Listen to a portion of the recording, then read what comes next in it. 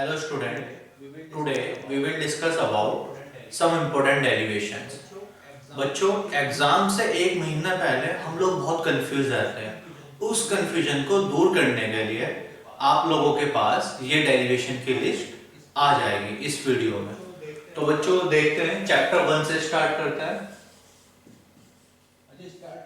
Start करने से पहले एक चीज और, सेम ऐसे ही डेरिवेशंस की लिस्ट के साथ आप लोगों की एक न्यूमेरिकल सीरीज भी स्टार्ट होगी।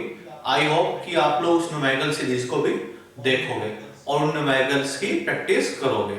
ये प्योर जो आप लोगों की हम लोग स्टार्ट कर रहे हैं सीरीज, ये सीबीएसई एग्जाम के लिए है। तो बच्चों चैप्टर 1 फर्स्ट जो डेरिवेशन है चैप्टर 1 का वो है इलेक्ट्रिक फील्ड।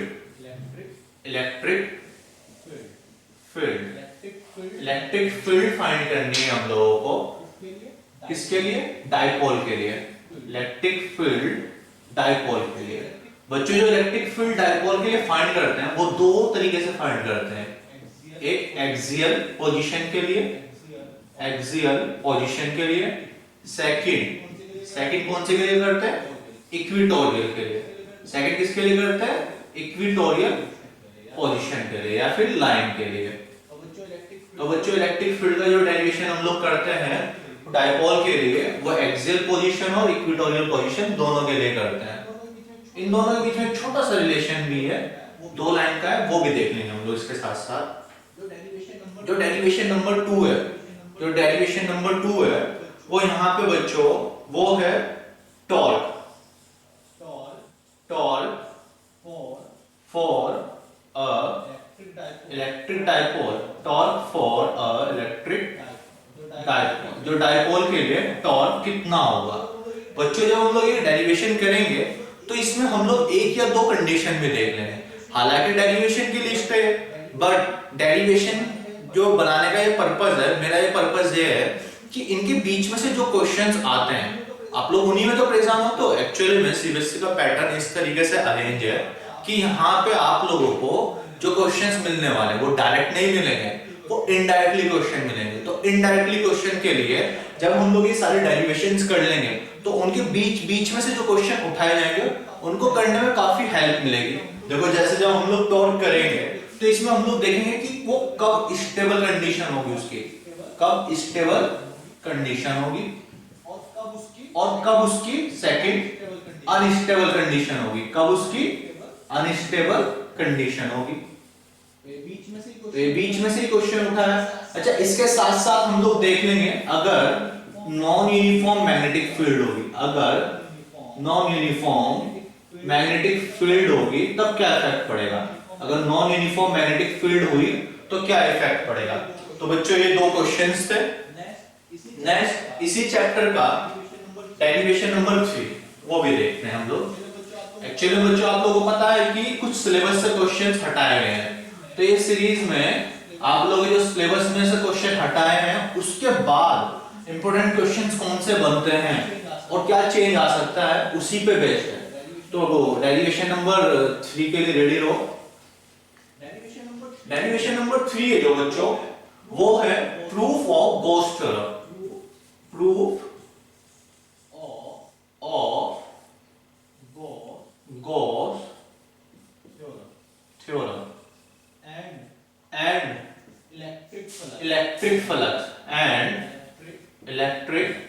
फ्लक्स कि फ्लक्स क्या होगा और गॉस थ्योरम का प्रूफ कैसे होगा। हालांकि बहुत कम पूछा जाता है, बहुत रेयर चांसेस होते हैं गॉस थ्योरम का प्रूफ पूछा जाए, बट हम लोग अपनी तरफ से कुछ भी कमी लेके नहीं चलेंगे। कोरोना टाइम में भी एग्जामिनर सोचे कि इस बार हम लोग भी चेंज करके देखते हैं। तो proof of Gauss theorem and electric flux. Fourth and last derivation है अगेन इलेक्ट्रिक फील्ड फाइंड करना। पर बच्चों अभी थोड़ी पहले वाला डेरिवेशन हुआ था, तो इसमें और फोर्थ वाले में डिफरेंस क्या है? पहले वाला जो डेरिवेशन था वो डाइपोल के लिए था, इलेक्ट्रिक फील्ड फाइंड तो करते थे हम लोग पहले वाले डेरिवेशन में, बट डाइपोल के लिए। डेरिवेशन नंबर 4 में जो हम लोग इलेक्ट्रिक फील्ड फाइंड करते हैं वो एप्लीकेशन ऑफ गॉस थ्योरम पे बेस्ड है। Application of Gauss theorem. तो दैट मीन्स बच्चों यहाँ पे पर्टिकुलर शेप होगी और उन पर्टिकुलर शेप के लिए हम लोग फाइंड करेंगे। जो फर्स्ट शेप है जिसके लिए हम लोग इलेक्ट्रिक फील्ड फाइंड कर रहे हैं वो है इनफाइनाइटली लॉन्ग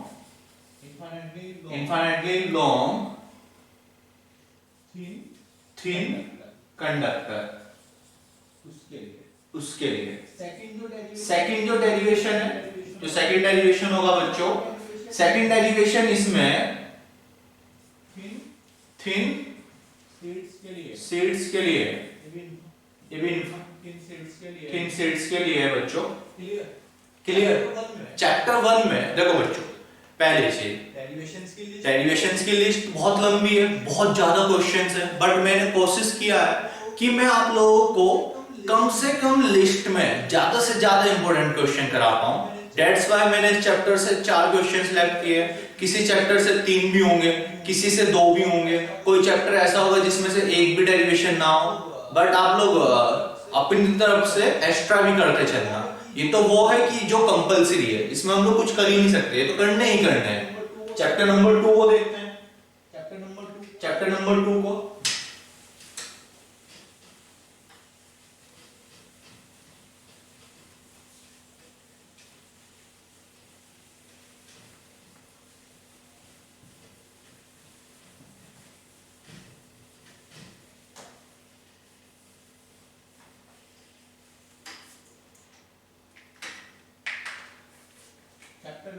चैप्टर नंबर 2 बच्चों पहला जो डेरिवेशन है बहुत इंपॉर्टेंट है। E equal to minus dv upon dr। कुछ ध्यान आया? E stand for electric field, V stand for potential. That means electric field और पोटेंशियल में रिलेशन है, पहला डेरिवेशन।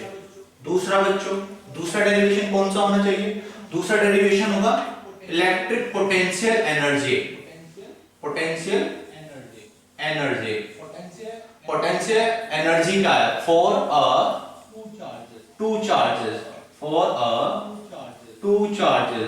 बच्चों पोटेंशियल एनर्जी जो हम फाइंड कर रहे हैं वो 2 चार्जेस के लिए फाइंड कर रहे हैं। बच्चों थोड़ा सा इसमें ध्यान देना, it is not the potential, it is the potential energy. Electrostatic potential अलग है, इलेक्ट्रोस्टैटिक पोटेंशियल एनर्जी वो अलग है। थोड़ा सा डिफरेंस है, ज्यादा भी नहीं है, बट ओवरलैप मत कर देना। डेरिवेशन नंबर 3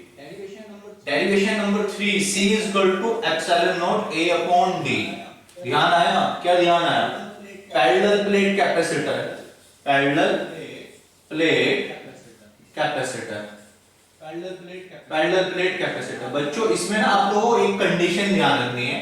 वो कंडीशन क्या है? नोट करके लिखवा देता हूं मैं, कि अगर जो डाइलेक्ट्रिक मीडियम एयर था उसको मैं रिप्लेस कर दूं किसी और डाइलेक्ट्रिक मटेरियल से, किसी और डाइलेक्ट्रिक मटेरियल से मैं रिप्लेस कर देता हूं, देन क्या होगा ये ध्यान रखना है।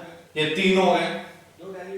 जो डेरिवेशन नंबर 4 है कौन सा हो सकता है बच्चों? डेरिवेशन नंबर 4 इस चैप्टर के अंदर डेरिवेशन नंबर 4 है एनर्जी स्टोर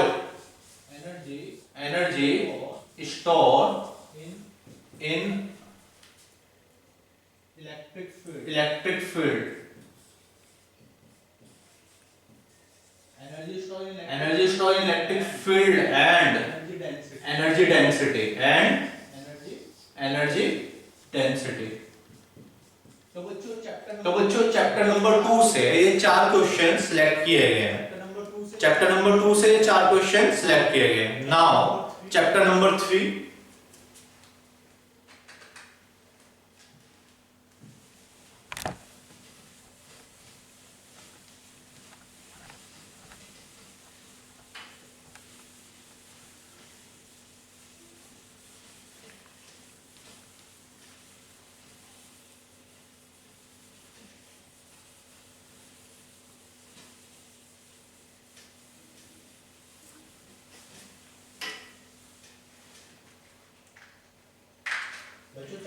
बच्चों चैप्टर नंबर 3 में question number 1 drift velocity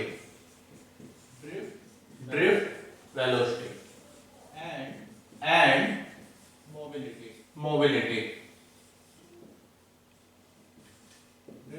drift velocity and mobility. इस डेरिवेशन के लिस्ट में बार बार रिपीट कर रहा हूँ, बीच में से क्वेश्चंस उठते हैं, तो उनमें से एक क्वेश्चन है ड्रिफ्ट वेलोसिटी मोबिलिटी से, बहुत फेमस क्वेश्चन है कि अगर मैंने पोटेंशियल में चेंज किया 2 टाइम्स 3 टाइम्स 4 टाइम्स तो क्या इफेक्ट पड़ेगा ड्रिफ्ट वेलोसिटी पे, मोबिलिटी पे क्या इफेक्ट पड़ेगा।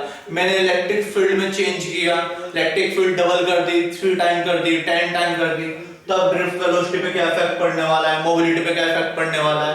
इस तरह के क्वेश्चन बीच में से बहुत पूछे जाते हैं। दैट्स व्हाई मैं बार बार बोल रहा हूँ कि हम लोगों को ये करने ही करने, डायरेक्टली या इनडायरेक्टली क्वेश्चंस पूछे ही जाएंगे। क्वेश्चन नंबर 2,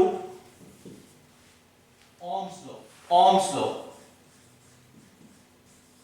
क्लास 10th पे आ गए, V इक्वल टू IR। नहीं बच्चों, ये क्लास 10th वाला नहीं, J equal to sigma I, ये वाला ओम्स लॉ है। क्लियर? दोनों का सेम ही मतलब है।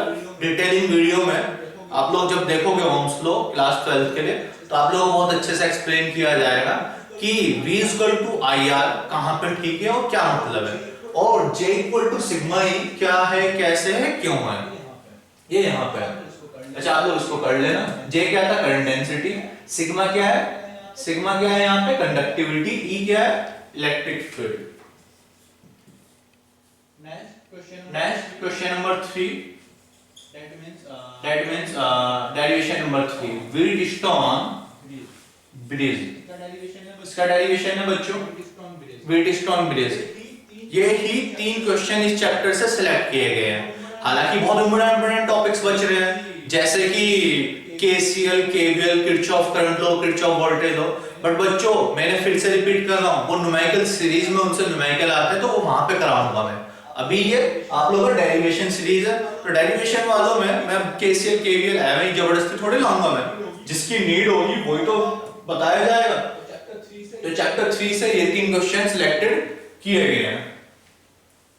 चैप्टर 4 के लिए देखते हैं।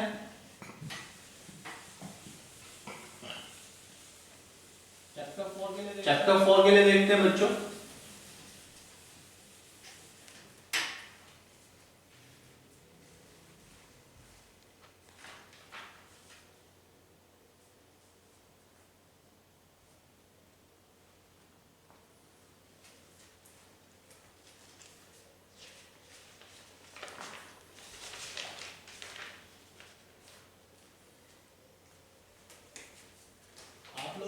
आप लोगों के लिए बच्चों मैंने एक कंप्लीट लिस्ट बनाई थी ताकि एक भी क्वेश्चन ऊपर नीचे ना हो जाए। तो चैप्टर 4 का जो फर्स्ट क्वेश्चन है वो है Biot Savart's law.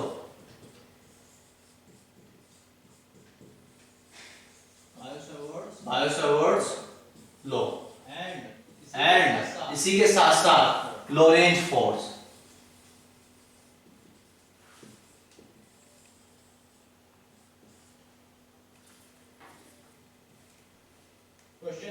Question number 2, magnetic field. बच्चों अभी चैप्टर नंबर 1 में हम लोगों ने इलेक्ट्रिक फील्ड बहुत पढ़ी थी, अब मैग्नेटिक फील्ड पढ़ लेते हैं। मैग्नेटिक फील्ड के लिए यहाँ पे 2 डेरिवेशन है, मतलब 2 केस हैं। पहला है सोलेनॉइड, दूसरा है टोरॉइड। दोनों का ही सेम आंसर आता है बच्चों, बहुत सिंपल से डेरिवेशंस है। हालांकि ये इनके बाद में आप लोगों को एम्पियर सर्किटल लॉ पढ़ा जाएगा, क्योंकि ये दोनों की दोनों एप्लीकेशन है एम्पियर सर्किटल लॉ की। Question number 3, force between two parallel current carrying conductor, two parallel current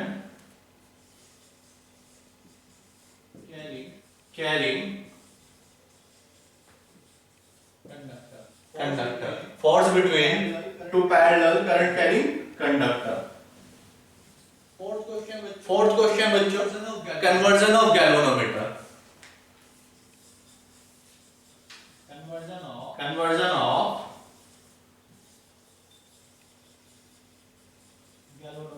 galvanometer। बच्चों conversion of galvanometer 2 तरीके से किया जाता है, एक आमीटर में, सेकंड वोल्ट मीटर में। अच्छा इसमें से एक नंबर के क्वेश्चन आने का बहुत ज्यादा चांसेस है। कि अमीटर में कैसे चेंज किया जाता है, कौन सा रेजिस्टेंस लगाया जाता है, लो वैल्यू का या हाई वैल्यू का, सीरीज में या पैरेलल में। Clear? Now chapter 5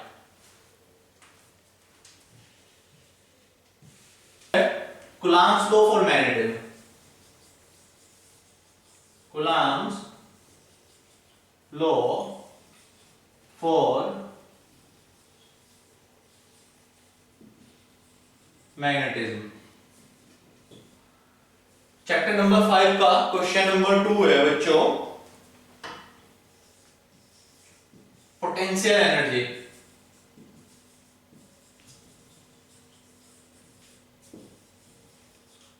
For a magnetic dipole। Chapter 5 का थर्ड डेरिवेशन है बच्चों, proof tan del equal to BV upon B H. बच्चों इसका थोड़ा सा ध्यान रखना, it is not the tan थीटा। कुछ बच्चे इसको जल्दी में tan थीटा करते हैं, फिर बीवी अपॉन बी एच करते हैं।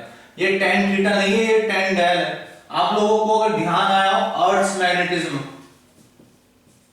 उसमें 3 एलिमेंट होते हैं, उसका ये डेरिवेशन है, उनमें एक रिलेशन बता रहा है। ये जो ये tan del है वो है relationship between magnetic inclination and horizontal component and vertical component, ये वो डेरिवेशन है। चैप्टर नंबर 6 देखते हैं बच्चों।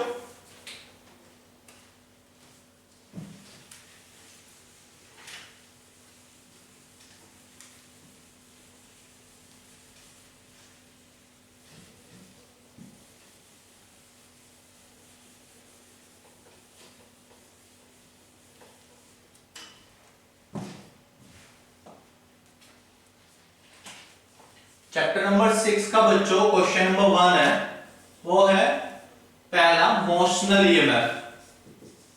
मोशनल ईएमएफ ध्यान आया या नहीं आया? नहीं आया, अभी आ जाता है, एक सेकंड को। E equal to minus B L B, आ गया ध्यान बच्चों, E equal to minus B L B. दूसरा है बच्चों इसमें energy consideration. Energy consideration, P is equal to B square L square V square upon R।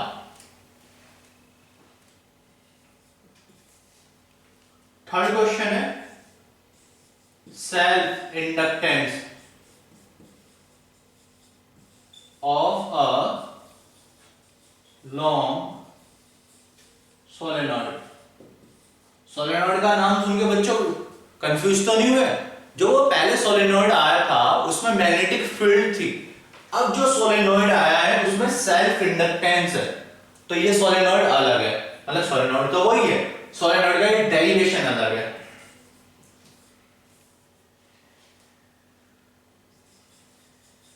Fourth है mutual inductance.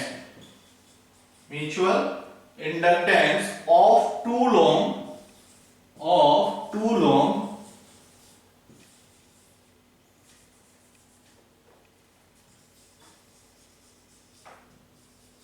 Coaxial solenoid. Fourth जो डेरिवेशन है बच्चों वो है mutual inductance of two long coaxial solenoid.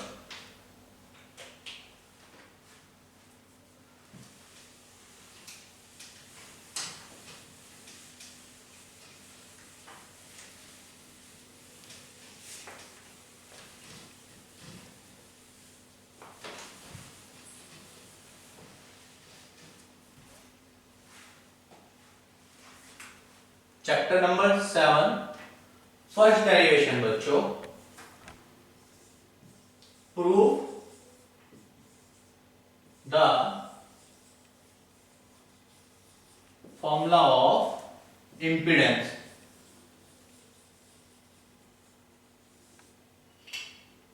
In RLC circuit. बच्चों RLC circuit के अंदर formula proof करना है इंपीडेंस का, जेड का। अच्छा, जेड का जो फॉर्मूला होता है इसको इस तरीके से पूछा जा सकता है कि आर एक्सएल और एक्ससी के थ्रू, आर क्या है रेजिस्टेंस, एक्सएल क्या है, एक्सएल क्या है इंडक्टिव रिएक्टेंस, एक्ससी क्या है कैपेसिटिव रिएक्टेंस, इन तीनों के थ्रू जो फाइनल अपोजिशन होगा वो कितना होगा, उस अपोजिशन की एक वैल्यू, तो वो वैल्यू होती है इंपीडेंस। तो उसका ये डेरिवेशन है, जेड से रिप्रेजेंट करते हैं, किससे रिप्रेजेंट करते हैं, जेड से। सेकंड है जो इसमें डेरिवेशन है वो है रेजोनेंस कंडीशन के लिए, रेजोनेंस कंडीशंस। और रेजोनेंस कंडीशन में मतलब बच्चों किस कंडीशन पे होता है, क्या इफेक्ट पड़ता है, वो सब चीजें, एंड इसके साथ साथ इसका ग्राफ भी कर लेना, रेजोनेंस ग्राफ। बच्चों ये डेरिवेशन की लिस्ट है, बट इसमें मैं फिर भी एक क्वेश्चन बोल रहा हूं, ट्रांसफॉर्मर डेरिवेशन तो है नहीं, थ्योरी है, कॉन्सेप्ट है,